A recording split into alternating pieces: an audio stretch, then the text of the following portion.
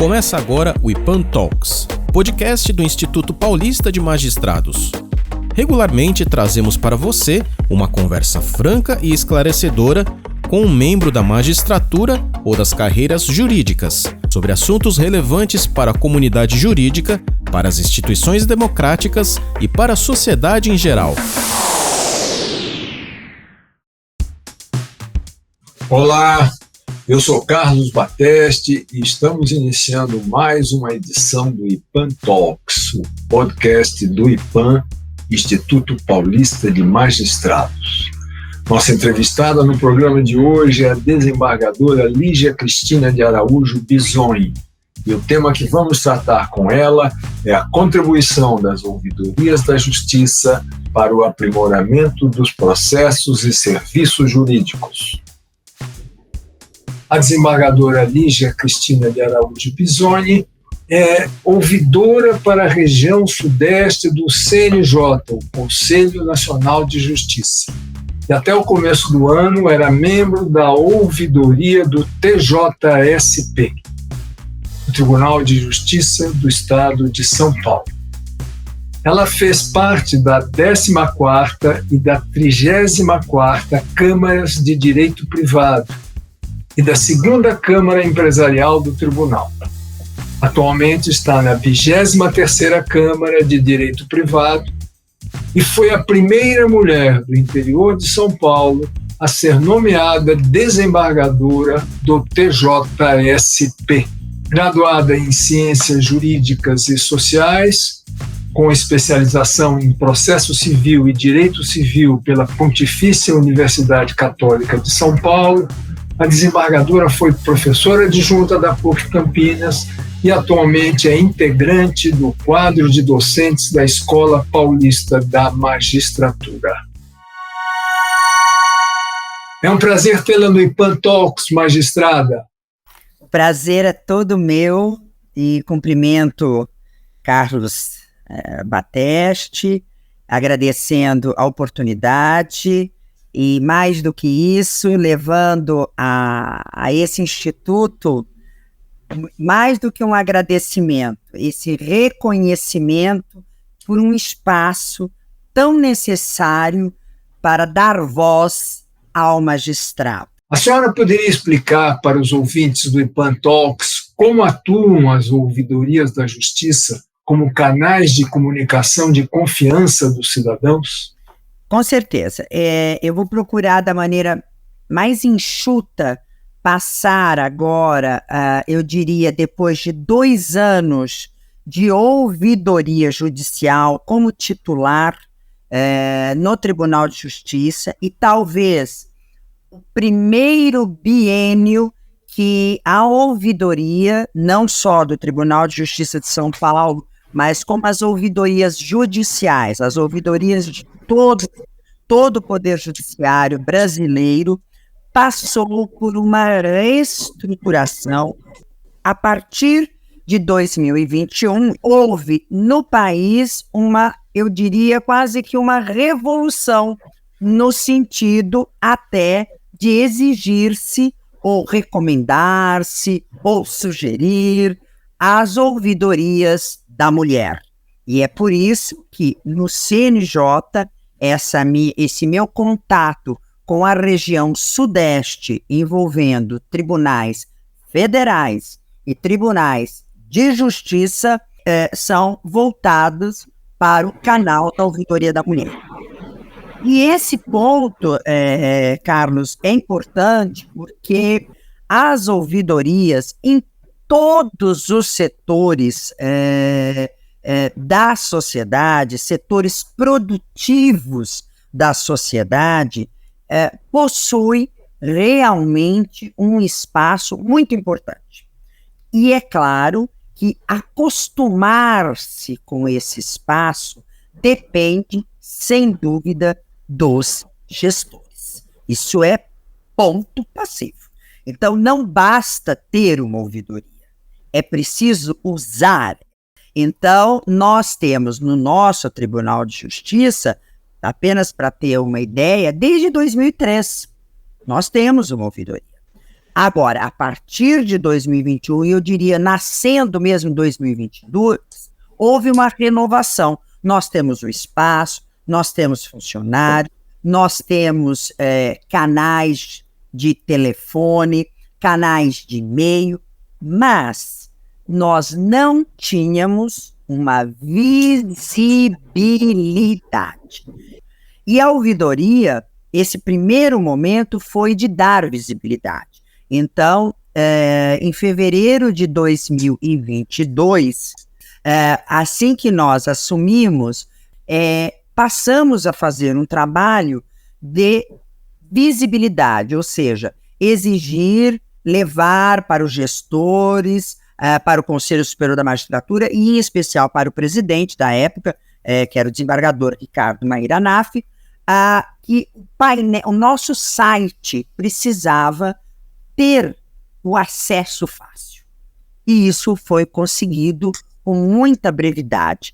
SIC, SIC, Serviço de Informação ao Cidadão e Ouvidoria. Então, qualquer pessoa pode clicar naqueles links, né, naqueles nomes, eu diria, e acessar esses canais. E esses canais servem de muita informação. A gente colhe muita informação. E onde nós podemos e devemos levar esses dados? Exatamente para os gestores, exatamente para o presidente. Então, nós tivemos, tanto no final de 2022, como no final de como ao início de 2024, para ser bem justa, já na gestão do desembargador Fernando Torres Garcia, nós tivemos, tanto em 22 quanto em 24, a publicação de relatórios de gestão. Porque, para dar uma seriedade, aliás, todos os segmentos do tribunal, né, aqueles que participam da alta administração, e a ouvidoria é considerada participante da alta administração, ela tem que apresentar o seu relatório. O que você fez? O que aconteceu? E, independentemente de dados, de estatística, de reclamações, de elogios também, nós sentimos que, a cada ano, os encontros com outros colégios de ouvidores, outras ouvidorias judiciais, propiciam para o ouvidor de cada um desses tribunais novas práticas, modo de atendimento, encaminhamento de respostas, aquilo que nós chamamos devolutiva. Porque muitas vezes quem procura o tribunal, ou melhor, ou procura esse setor da ouvidoria, ele só precisa ser esclarecido. Ele só precisa saber que o canal que ele tem que acessar é outro. E nós conduzimos-o para esse canal. É isso. Não tem outra magia, eu diria. Mas é muito importante, a partir do momento que dados são coletados, os ouvidores apresentarem aos gestores esses pontos. Então, resumindo, eu quero realçar que o maior trabalho, que aliás, a publicação de relatórios estão nos diários oficiais, estão nos sites, o público pode conhecer, mas eu acho que o ponto mais importante é aquela mensagem deixada lá teve uma continuidade, até aquela cuja resposta lhe foi dada com a informação que houve um arquivo, mas que houve um arquivo depois de esgotar-se aquilo que se faz necessário. Para o tribunal, acredito que ainda estamos em momento, eu diria, de um aprendizado. Que uma ouvidoria pode encampar projetos para um tribunal, pode participar de um plano estratégico. Tudo hoje, e você sabe tanto quanto eu, há uma necessidade para se levar uma prática de evidências. Eu vou mudar algo com base no quê? Eu vou criar uma função com base no quê? Com base apenas num capricho? Eu acho que precisa disso. Precisa aonde? Precisa por quê? Precisa de que forma? Isso a ouvidoria consegue, dentro dos seus limites, mas ela consegue fornecer, né? Eu me deparei com situações, quando cheguei, por exemplo, que eu não tinha noção de cartas que eram enviadas para a ouvidoria. Cartas de quem? De presidiários. Presidiários mandam muitas cartas para saber sobre os seus processos, para saber por que eles não alcançaram um determinado benefício. Tudo isso é levado hoje quer dizer, era levado, sim, era encaminhado para sessões de direito criminal, ou então para uma corregedoria, mas mais que isso, nós conseguimos dar uma devolutiva.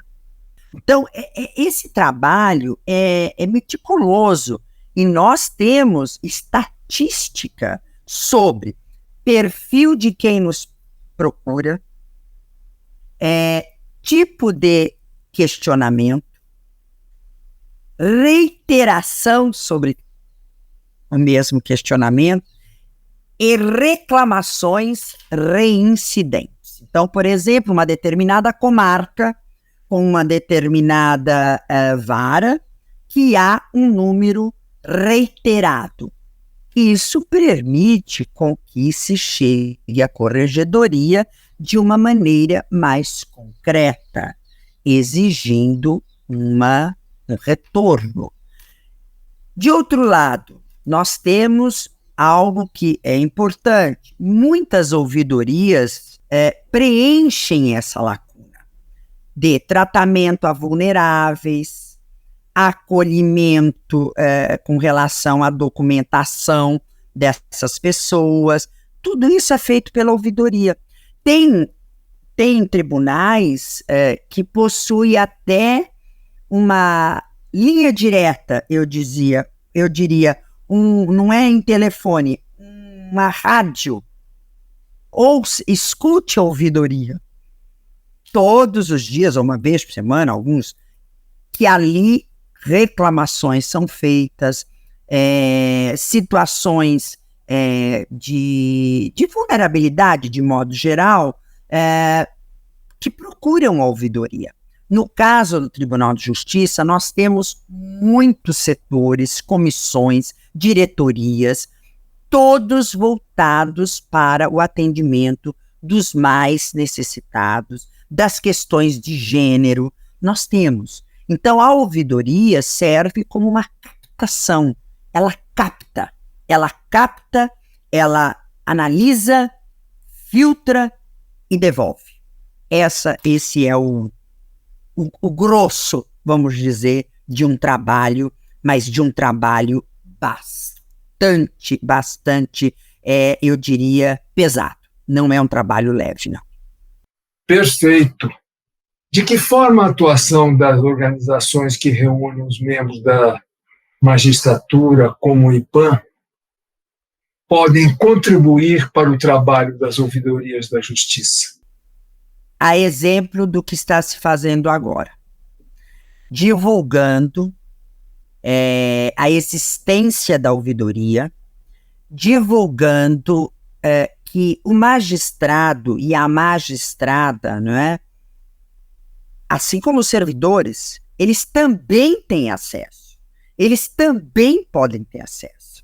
É tão interessante que raramente, e nesse universo de 2 anos, como eu lhe disse, do Tribunal de Justiça de São Paulo, raramente a gente recebeu uma mensagem, uma reclamação, por exemplo, de um servidor. Mas recebemos também. Hoje, o que eu quero dizer é o seguinte, o Tribunal de Justiça, quando eu falo hoje, gente, é porque eu já tenho 19 anos dentro do tribunal, então é por isso que eu falo hoje, mas esse hoje já tem um tempinho. Atualmente, né, vamos dizer, nós temos uma diretoria que cuida de uma área bastante delicada, que é a área de assédio, dessa área de proteção. Nós temos uma diretoria muito bem formatada, né? Assim como nós temos como outros também têm, as comissões que atendem a mulher em situação de violência doméstica. São diretorias e comissões, mas isso não impede que alguém venha pela ouvidoria, porque a ouvidoria, ela acompanha.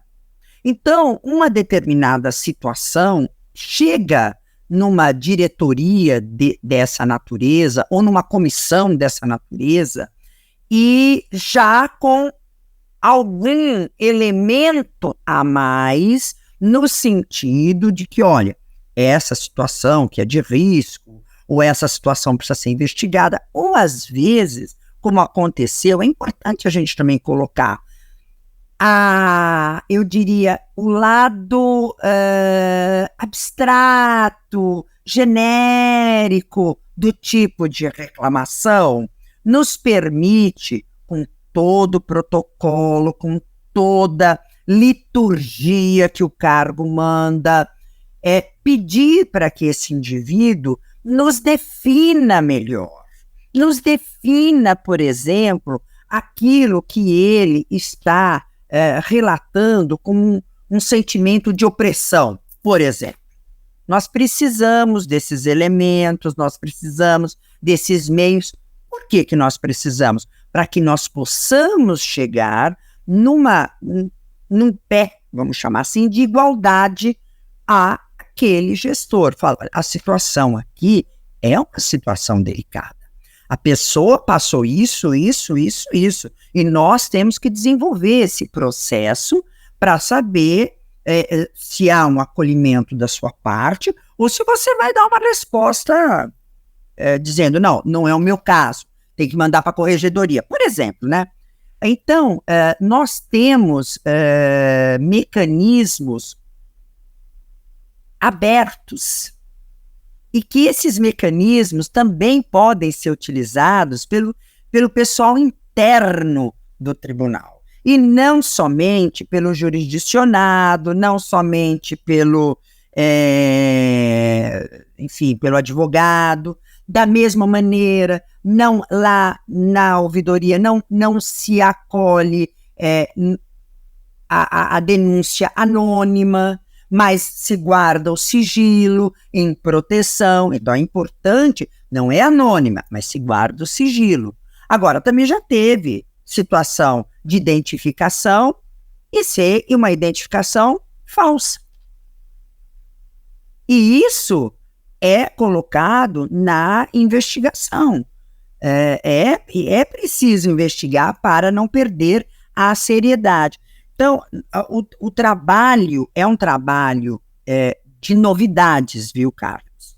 A todo dia, pelo menos nos 2 anos que eu fiquei, hoje eu estou mais voltada, claro, para a ouvidoria da mulher, e se Deus quiser, nós em breve teremos o canal da ouvidoria da mulher na própria ouvidoria. E é assim que a gente vai trabalhando, lidando vamos dizer assim, num passo a passo, que posso asseverar, foi muito gratificante. Ao início deste ano, o atual presidente, Fernando Torres Garcia, levou e aprovou no órgão especial a introdução das regras da ouvidoria no regimento interno do tribunal.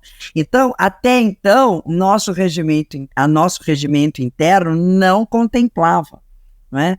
E a partir de então, contempla e está entre os órgãos da administração. Eu gostaria de fazer uma última pergunta. Nós sabemos que um dos compromissos do IPAN, além da valorização e aprimoramento da magistratura e do poder judiciário, é com o fortalecimento das instituições democráticas. Como, na sua visão, as ouvidorias da justiça podem contribuir para esse objetivo? Ela contribui na medida, primeiro, que é um órgão independente e autônomo. Não se trata de aspecto financeiro. Porém, a ouvidoria, esse aspecto democrático, é cada vez mais fortalecido na medida que qualquer desembargador pode se inscrever ao final de um biênio, no caso, para ser um ouvidor. Ele tem independência com relação ao próprio presidente, ao vice, ao corregedor. Ele tem independência. A liturgia continua. É sempre muito bom lembrar isso. E isso faz com que, democraticamente, ele possa apresentar ao próprio tribunal, a esse Conselho Superior de Administração da Magistratura, que é um conselho de administração, sem dúvida, ele possa encaminhar de maneira muito livre, não é? Interesses da comunidade jurídica, interesses do tribunal, institucionalmente falando. E acompanhar, por isso que eu assevero que a cada ano, a cada instante, esse setor, esse órgão vai ganhando força, o que significa que, em razão dos dados, em razão do trabalho que o próprio tribunal permite, afinal de contas ele tem funcionários lá, tem desembargadores trabalhando lá, esses gestores, que eu diria presidente, vice, corregedor, e também os presidentes das sessões de cada sessão, eles têm, no meu sentir, até o dever de buscar essas informações. Informações que dizem respeito ao andamento. A gente costuma sempre pensar na produtividade, mas não é só produtividade. O que emperra alguma produtividade? A ouvidoria pode ajudar nisso, e muito. Então, isso é um fortalecimento democrático dentro do tribunal. As litigâncias predatórias, pessoas que reiteradamente comparecem à ouvidoria sem eira e nem beira, com todo respeito, isso pode ser passado para o tribunal. Então, isso é, no meu sentir, uma prática que vai fortalecendo cada vez mais o nosso trabalho e dando transparência. Obrigado pela entrevista nesta edição do IPAN Talks, o podcast do Instituto Paulista de Magistrados, desembargadora. Nós entrevistamos a desembargadora Lígia Cristina de Araújo Bisoni, ouvidora para a região sudeste do CNJ, o Conselho Nacional de Justiça.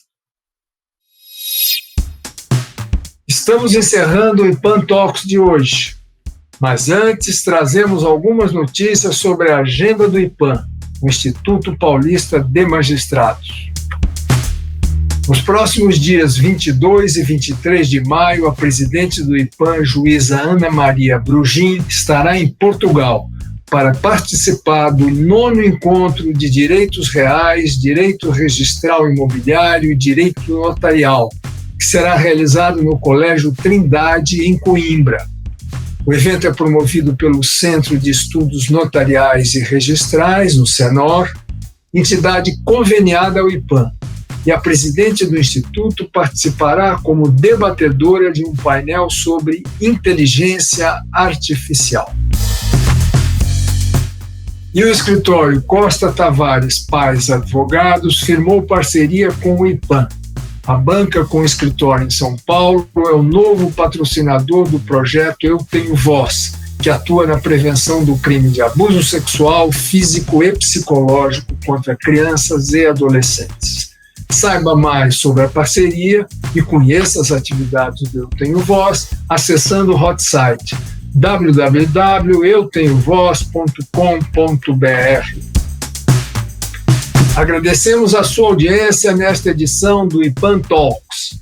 Para acompanhar outras iniciativas e eventos do IPAN, acesse o site www.ipan.com.br e as mídias sociais do Instituto no Facebook, LinkedIn, Instagram e no YouTube.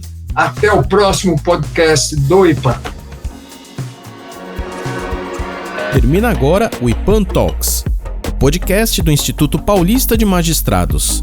Se quiser mais informações sobre o programa ou sobre as atividades e benefícios oferecidos pelo IPAN, envie um e-mail para ipan@ipan.com.br ou ligue para o Instituto. Telefone 11 3105 9290. Até o próximo programa.